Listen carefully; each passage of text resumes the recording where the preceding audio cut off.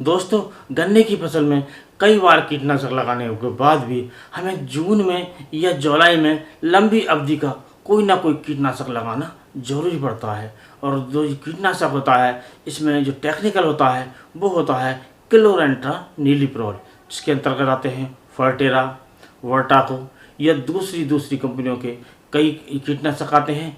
इनमें से कोई ना कोई लगाना ही पड़ता है और लगाना ही चाहिए, क्योंकि ये लंबी अवधि तक काम करते हैं, अर्थात 2 से 2.5-3 महीने तक इनका असर रहता है और हमारी फसल विभिन्न कीटों से बची रहती है, जिससे आगे चलकर हमें ज़्यादा उत्पादन मिलता है।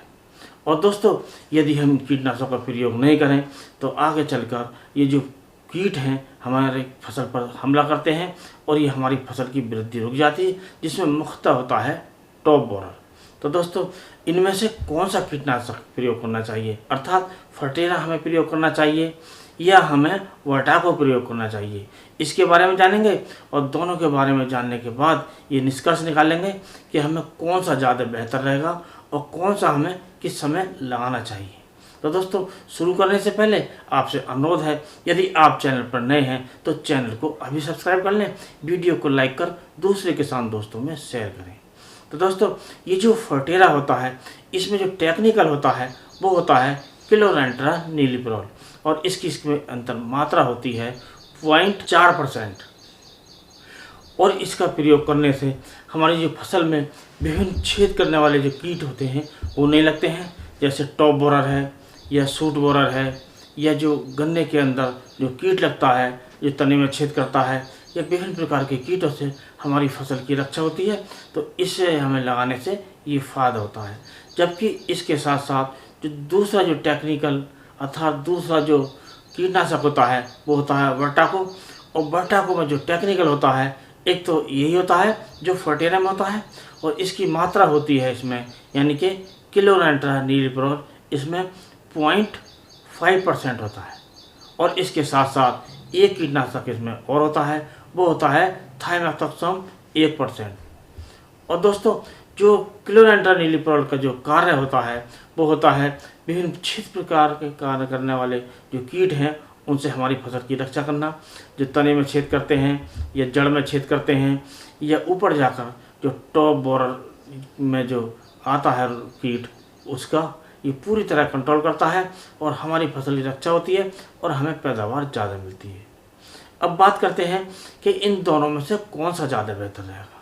तो दोस्तों, आप इनमें से कोई सा भी लगा सकते हैं, लेकिन जो वर्टाको होती है इसमें एक टेक्निकल ज़्यादा होता है और ये जो होता है थाइमेथोक्सम।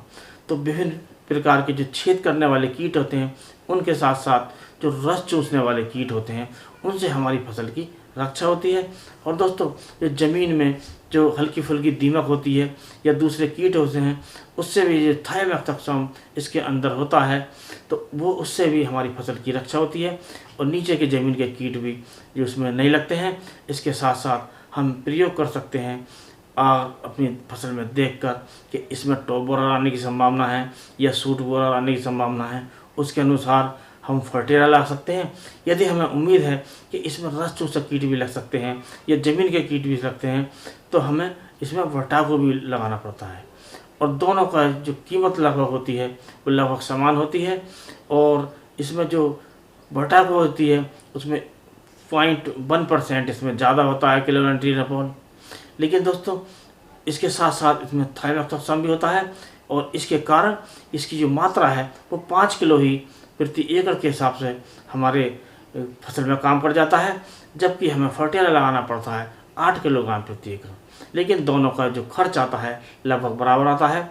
तो हम यथानुसार कोई सा भी कीटनाशक अपनी फसल में लगा सकते हैं और अपनी फसल को लंबी अवधि तक अर्थात लंबे समय तक विभिन्न प्रकार के कीटों से अपनी फसल की रक्षा कर सकते हैं और ज़्यादा उत्पादन ले सकते हैं। इसके साथ साथ क्वालिटी भी अच्छी आती है। तो दोस्तों, आज के वीडियो में बस इतना ही। अगले वीडियो में नया टॉपिक लेकर फिर मिलेंगे, तब तक के लिए नमस्कार।